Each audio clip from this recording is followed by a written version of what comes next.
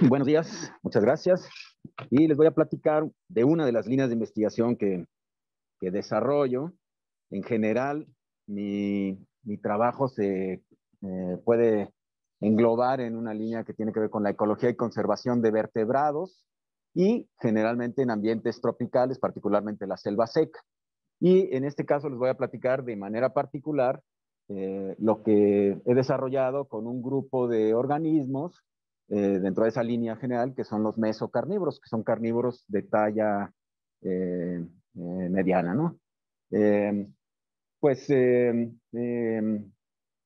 los carnívoros y los mesocarnívoros, de manera particular, juegan roles ecológicos muy importantes. Son un grupo muy interesante desde el punto de vista de su función ecológica, pero también desde el punto de vista de lo que representa culturalmente para nuestras sociedades.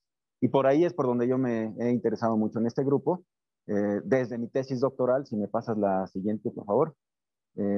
Hasta la fecha he trabajado con mesocarnívoros. Esta diapositiva la pasaré muy rápido, solamente es un esquema de cómo estuvo estructurada mi tesis desde el punto de vista conceptual y más o menos representa la manera en la que enfoco los estudios en los que me involucro trabajando con los mesocarnívoros, tanto de manera particular como en proyectos de estudiantes, ¿no? En este proyecto nos planteamos varias preguntas en este proyecto de tesis doctoral, varias preguntas teóricas, pero el desarrollo de la tesis tuvo componentes muy básicos de generar información de historia natural de la especie que estaba estudiando, que es el coatío tejón, información que no se sabía en ese entonces y que ahora ya se sabe gracias a algunos de estos trabajos.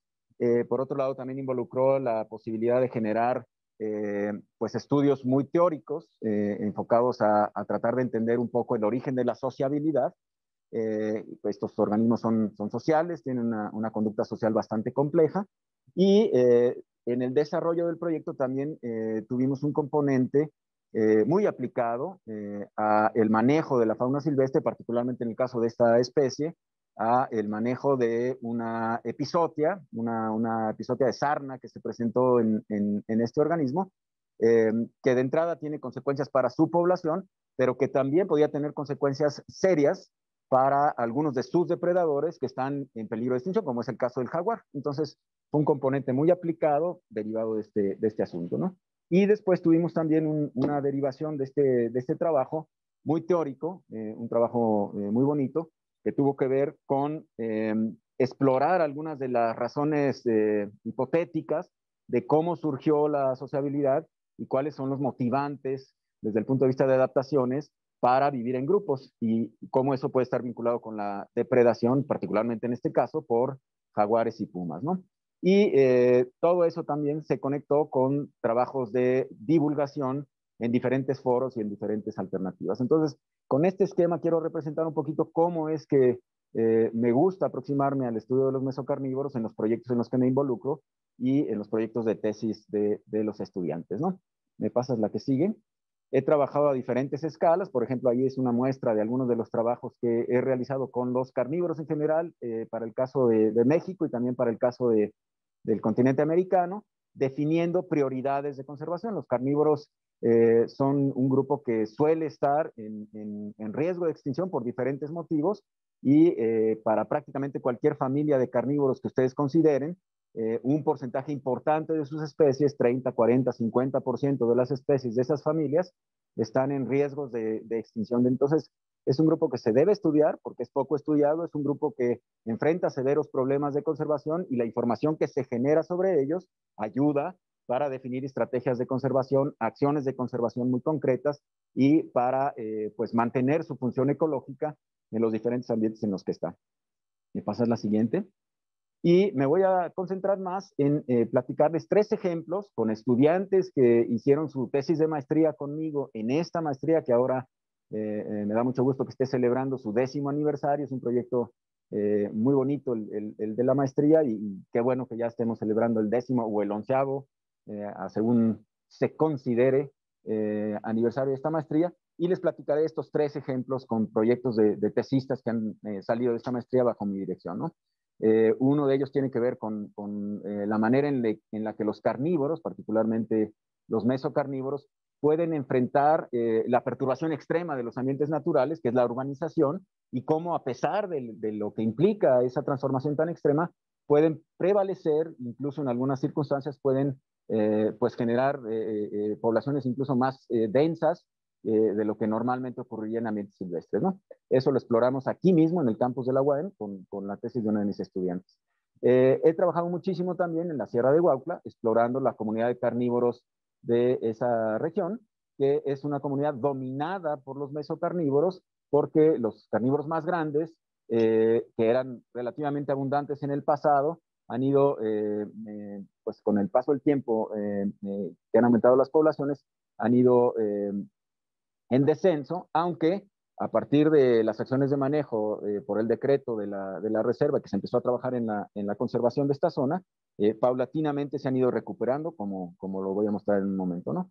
Y por otro lado, también he trabajado por varias décadas, bueno, varios lustros, en la isla de Cozumel.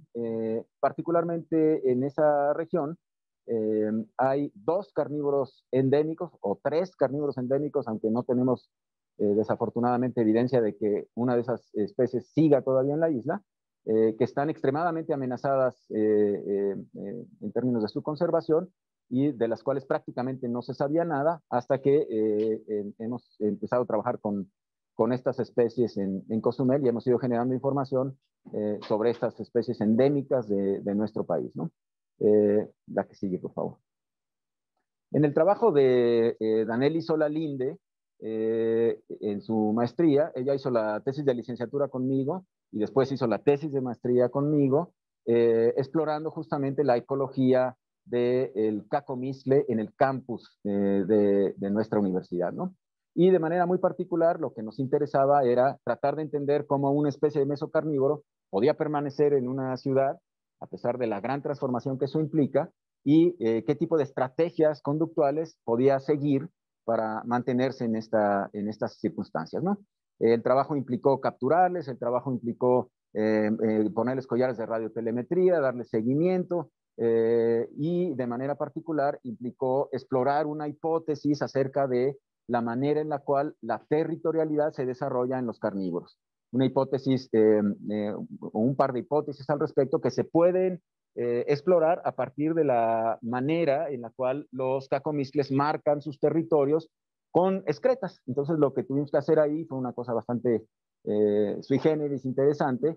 Fue una vez que teníamos ubicados a los cacomixtles marcados, que sabíamos por dónde se estaban moviendo, fuimos a los sitios centrales de sus áreas de actividad y les ofrecimos alimento, fruta, marcada con unos microesferas de plástico colorido, y después nos dimos a la tarea de buscar los excrementos coloridos en diferentes lugares para tratar de discernir cómo estaban marcando sus territorios. Llegamos a una conclusión en el contexto de que están marcando particularmente las áreas de mayor conflicto, lo que corresponde más a la hipótesis de la exclusión pasiva del rango. Y me pasas la que sigue. Determinamos qué espacio están utilizando en el campus, cuál es el tipo de hábitat que están utilizando, de los hábitats remanentes, cuál es el que es más importante para que estos organismos permanezcan en este tipo de condiciones, y con ello estamos aportando información que nos ayuda de manera muy puntual a entender cómo los cacomixtles en una situación como la que ocurre en Cuernavaca, con el tipo de características que tiene esta ciudad, pueden modificar su conducta y permanecer en esta ciudad. Son muy abundantes. Prácticamente cualquiera de los que vive aquí en la ciudad de Cuernavaca le habrá tocado ver algún cacomistle atropellado, algún cacomistle en la noche. A cada rato nos llegan avisos de que hay cacomistles, etcétera, ¿no? Entonces, parte de ese éxito de los cacomistles en permanecer en estas circunstancias se debe a esa modificación en su conducta. Son mucho más territoriales en esta ciudad que lo que normalmente son en ambientes silvestres, y compactan mucho más sus áreas de actividad de lo que normalmente compactan en el exterior. Incluso nos tocó durante el desarrollo de su tesis de darnos cuenta cómo cacomixtles que ya estábamos siguiendo en espacios relativamente no construidos del campus de la UAM, tuvieron que empacar más sus áreas de actividad y medio pelearse con el vecino, producto de que avanzaban algunas de las obras de construcción dentro de la universidad por diferentes motivos. Entonces, a pesar de ello, se mantienen en el campus y pues, los podemos ver por todos lados gracias a sus rastros. Vemos las excretas, ¿no? ¿Me pasas la que sigue, por favor? Bueno, por otro lado, en la Sierra de Huautla exploramos con la tesis de Floriel y Castro de maestría un aspecto muy puntual. Las unidades de manejo y aprovechamiento para la vida silvestre es una de las grandes estrategias a nivel de gobierno para la conservación de la vida silvestre y se argumenta que la lógica de las sumas es si ofrecemos a los usuarios y a los dueños de los recursos naturales una alternativa productiva a partir de los recursos naturales, estarán muy interesados en mantener aquello que mantiene a la vida silvestre que estarán aprovechando, lo cual generalmente implica el manejo de los hábitats. Y por lo tanto, cualquiera de las iniciativas de UMAS que se establecen, en teoría, tienen un impacto secundario en la conservación de la biodiversidad, que no es objetivo del aprovechamiento. Si yo mantengo el hábitat, pues todo lo que está en ese hábitat tendrá un beneficio de aquello que están interesados en aprovechar, como por ejemplo el caso del venado cola blanca. Exploramos entonces en la Sierra de Huautla el caso de UMAS establecidas dentro de la Sierra de Huautla que tenían manejo, que operaban de manera pues regular, y UMAS en las cuales se registraron, pero no tenían ningún tipo de manejo porque por alguna razón no estaban haciendo el manejo. Y lo que tratamos de explorar ahí fue si la comunidad de carnívoros difería entre las UMAS bien manejadas y las UMAS no manejadas.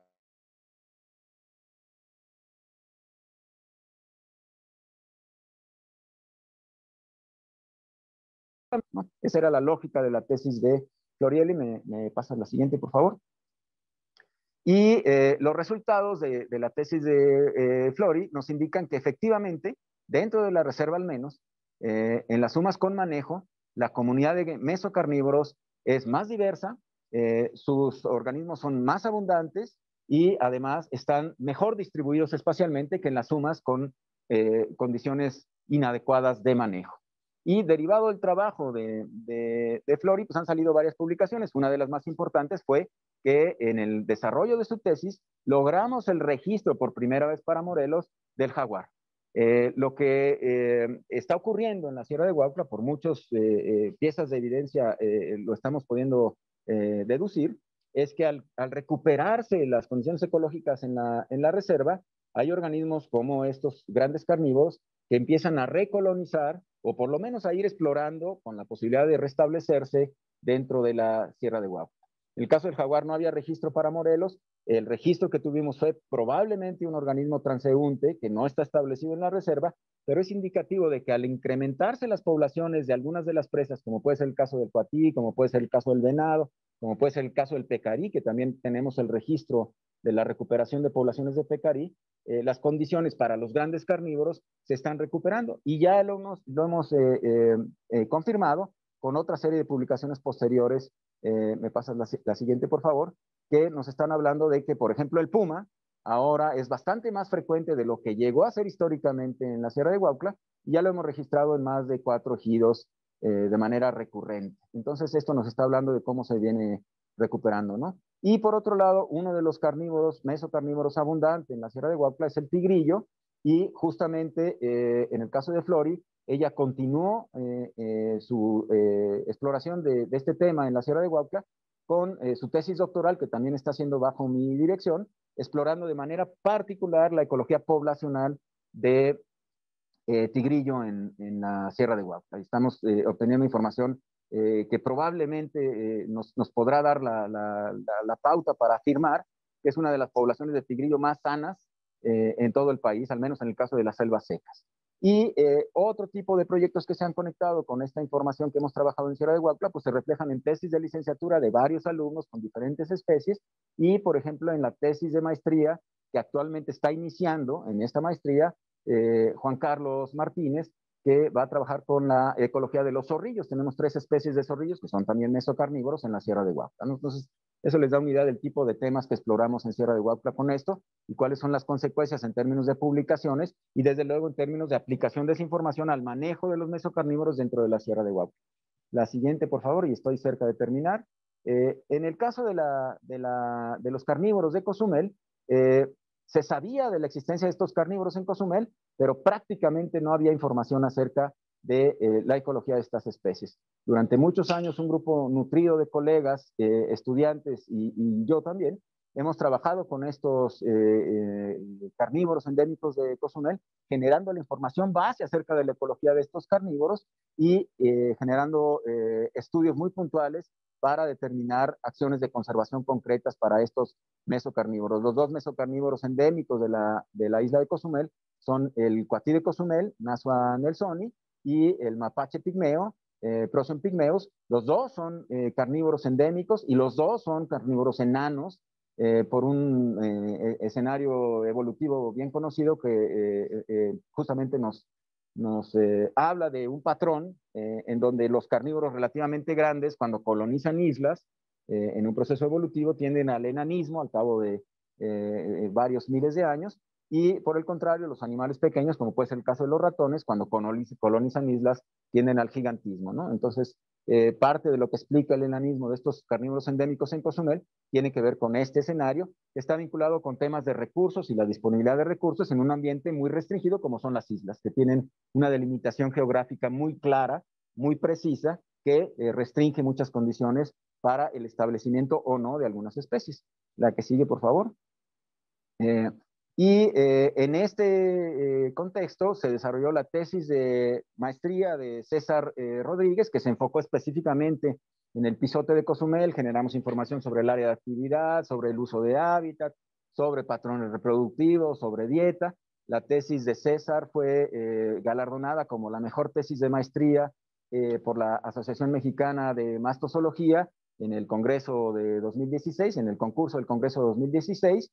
Y César ahora continúa su preparación también bajo mi dirección en el doctorado, cambió el tema, exploró la ecología trófica, bueno, la ecología en general y la segregación de nicho de dos cánidos en Durango. Ya se doctoró él y actualmente tiene una posición postdoctorante en Mérida, se acaba de ir para allá. Y tenemos todavía pendientes varias publicaciones de su tesis de maestría y de su tesis doctoral, y han salido cosas muy interesantes de todo eso, ¿no? La que sigue, por favor.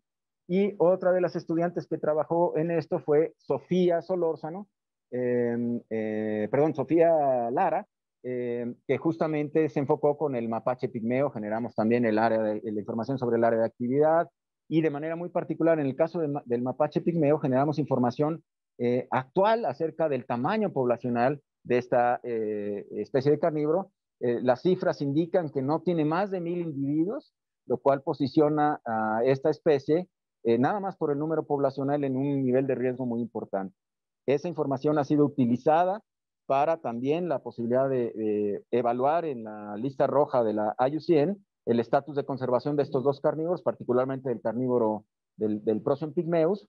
Y también todo este trabajo pues ha permitido que me invitaran a ser parte del grupo de especialistas en pequeños carnívoros de la IUCN, del cual formo parte desde hace 2 años, ¿no? Y por ahí incidir en la conservación de los mesocarnívoros, ¿no? Y Sofía también decidió continuar, no le bastó la tesis de licenciatura y la tesis de maestría conmigo, y decidió continuar conmigo haciendo su tesis doctoral. Ella aplicó primero al doctorado en ciencias naturales, la rechazaron y no se venció. Aplicó en otros 2 doctorados, en el doctorado del INECOL y en el doctorado de la UAM. En los 2 la aceptaron, y al final decidió continuar su tesis en el INECOL, y actualmente está desarrollando su tesis doctoral, explorando de manera más a profundidad otros temas de la ecología de este mapache pigmeo endémico. Toda la información que generamos con estas tesis tiene una aplicación muy directa en acciones de conservación de manera muy puntual para estos carnívoros endémicos de nuestro país. La que sigue, por favor, y con esa creo que cierro. Bueno, hay algunas de las... bueno, lo último nada más es comentar que en el proceso de estudio de los carnívoros en Cozumel, una de las cosas interesantes que encontramos, y es una posibilidad de hacer una tesis de maestría o de doctorado en Cozumel, es que en Cozumel el tigrillo es una especie invasora. El tigrillo es considerado en peligro de extinción en continente, pero en Cozumel no estaba presente y fue introducido, no sabemos exactamente cuándo, pero muy probablemente en los 70s, y ya tenemos mucha información de que se ha establecido en Cozumel, sabemos en dónde está, sabemos más o menos qué tan abundante es en diferentes lugares, y es una isla que no tenía ese tipo de depredadores. Las consecuencias pueden ser bastante graves para la biota endémica de Cozumel, no solamente para los carnívoros, y pues hemos llamado a esto una paradoja de conservación. Es un artículo reciente que publicamos en Animal Conservation, donde damos el registro por primera vez y ahora estamos trabajando en una exploración acerca justamente del tema de ecología poblacional del tigrillo, ¿no?